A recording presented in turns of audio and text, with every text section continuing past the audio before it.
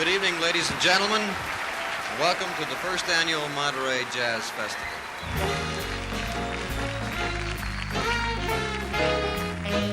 On Friday, October 3rd, 1958, Dizzy Gillespie strolled onto stage to open what would become one of the longest-running festivals in the history of America.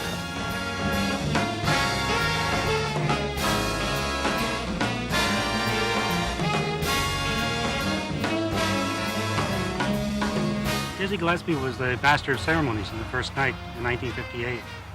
And when he introduced Louis Armstrong, he actually got down on his knees and then rose and kissed Pop's hand.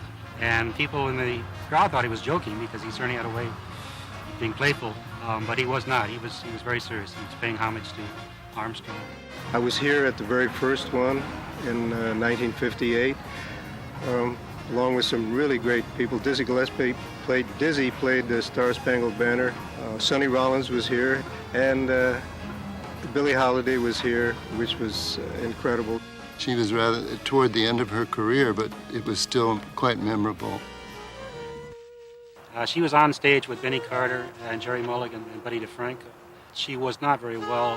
Started out fine, was slowing down a little bit, slurring her words. And backstage, they said somebody should go and ease her off stage. I think the musicians did form a sort of cluster and eased her off the stage. And she died 9 months later.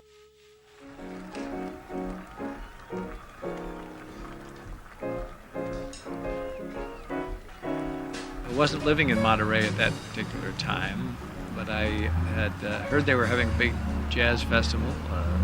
I grew up listening to Jimmy Lyons on radio in San Francisco, and I thought, well, I'll come down here and see what they got. They had the good people on the program.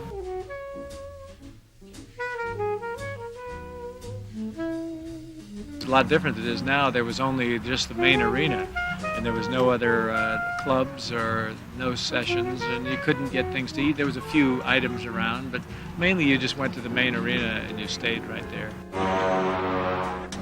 This is a familiar sound to you, isn't it, Dave? It sure is. Of course, the famous one is Dave Brubeck when he plays "Off We Go Into Wild Blue Yonder" as he's in the middle of his solo. But that everybody had to fight that. People would be playing away, and all of a sudden you wouldn't hear anything except the playing for a second. You just saw somebody playing the piano or a horn or what have you, and then all of a sudden, bingo! There it was again.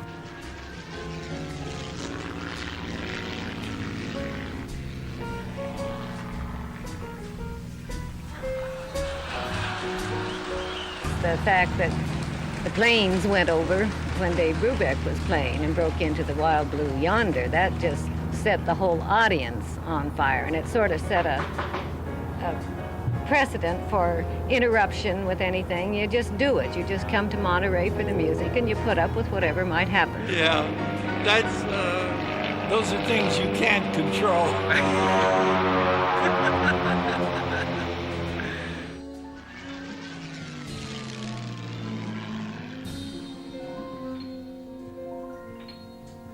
For this first outing, Lyons had assembled a remarkable group of friends to play. Jimmy Lyons had made good use of his contacts. There were musicians from the lively San Francisco jazz scene he knew so well, as well as musicians from Los Angeles he'd known when he'd worked there. I met both Jimmy and Ralph, I think, in 1950 when I was singing in San Francisco. So I heard about the festival long before it started. So they asked me to sing the first year, but Ralph Gleason said, "Don't do it, it's going to be chaotic." And it really was. It was fun, but it was chaotic because I sang in the afternoon, and it ran on so long that the people for the evening performance were sitting in the front row wondering who the hell I was.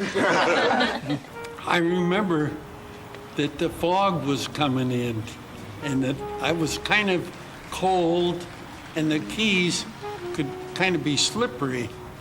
And then I remember the reaction of the crowd, and everything turned out to be a very wonderful evening.